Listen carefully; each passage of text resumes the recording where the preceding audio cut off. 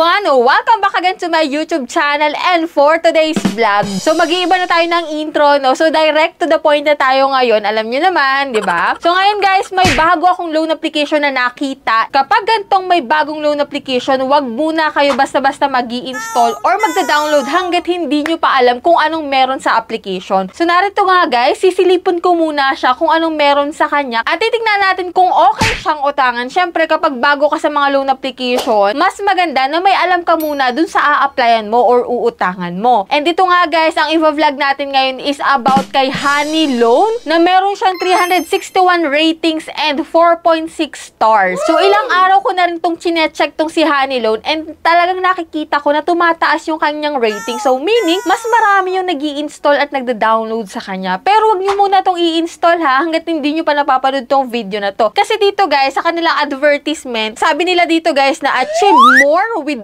our low interest loan. So, low interest daw sila guys. Pero check natin kung totoo na low interest talaga sila. Tapos nakalagay pa dito na we believe in your potential, finance your dreams. Ayan. Tapos dito sabi pa, navigate life's challenges with our supportive loans. So, bago tayo tumungo guys dito kay Honey Loan na bagong loan application, ako meron po kaming pa-weekly GCash giveaway. At hindi rin po tayo titigil sa pamamigay ng ating pa-GCash giveaway bilang pasasalamat na rin po sa lahat ng supporters ko dyan. Ayan po, tuwing Monday po, namimili po ako ng 5 lucky winners na mananalo sa aking pa-GCash giveaway. And tuwing last Monday of the month, may isang maswerte na mananalo sa pa-cellphone giveaway. So, ang gagawin mo lang po is magsusubscribe ka sa aking YouTube channel, ilalike mo tong video na to at mag-iiwan ka ng comment dyan sa comment section. So, ganun lang kadali guys. At ito nga, no, kung ikaw dyan ay naghahanap na mauutangan online at bigla mong nakita tong si Honey Loan, wag mo muna siyang install, panuorin mo tong video na to.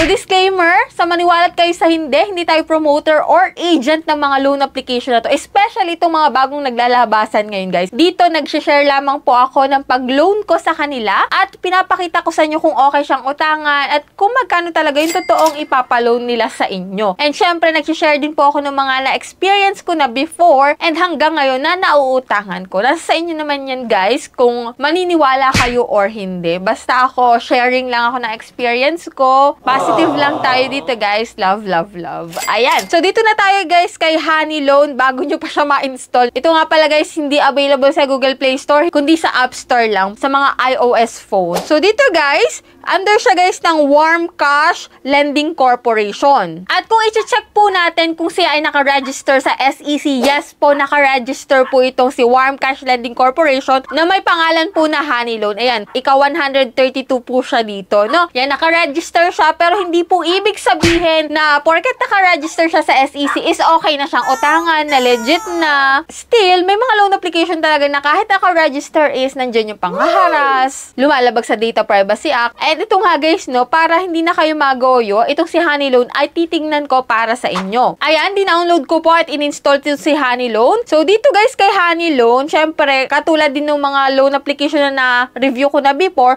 maglalagin ka using your active mobile number. And dito guys, after nun, pagka-login mo, nakalagay dito sa kanila guys na we believe in your potential, finance your dreams. Yung 12,000 daw guys, yung pwedeng ipaloan nitong si Honey Loan na may daily interest rate na 0.05%. Siyempre, wag muna kayo maniniwala sa ganun. Sa mga gantong loan application na bago, hindi po agad nagpapaloan niya ng malaki. Siguro, kung magpaloan man sila ng gantong loan amount, dun sa interest nila, babawiin. Pero check pa rin natin. Go borrow money. Pinindot ko po yan. And dito guys, yan po yung mga ID type na pwede dito. Itong PhilHealth, Passport, Driving License, Voters ID, Postal, SSS, UMID, and PRC ID. Yan yung mga ID na pwede dito. So yan nga no, dahil bago to, wala pa masyadong nagbibigay ng reviews dito. And ngayon nga, kung ayaw mo magsayang ng oras pagpipill up ng mga information mo, nako, wag mo muna silang i-install talaga. Manood ka muna ng reviews, magbasa ka ng reviews bago ka mag-submit ng loan sa kanya. And ito nga guys, no, dito, sa contact information, 2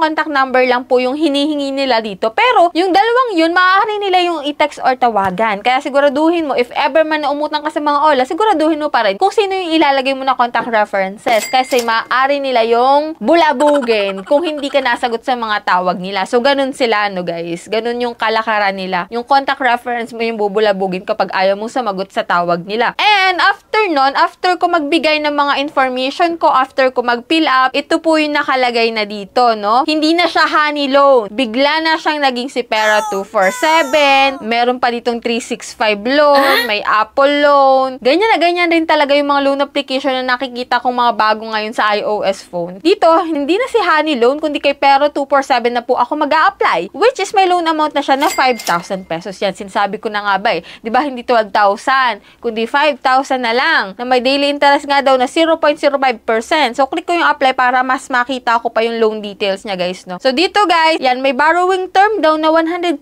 days. Pero, expect nyo na, guys, na 7 days lang yan. And ito nga, guys, no, meron siyang handling fee na 1,350, tas ang amount to receive mo na lang is 1,650.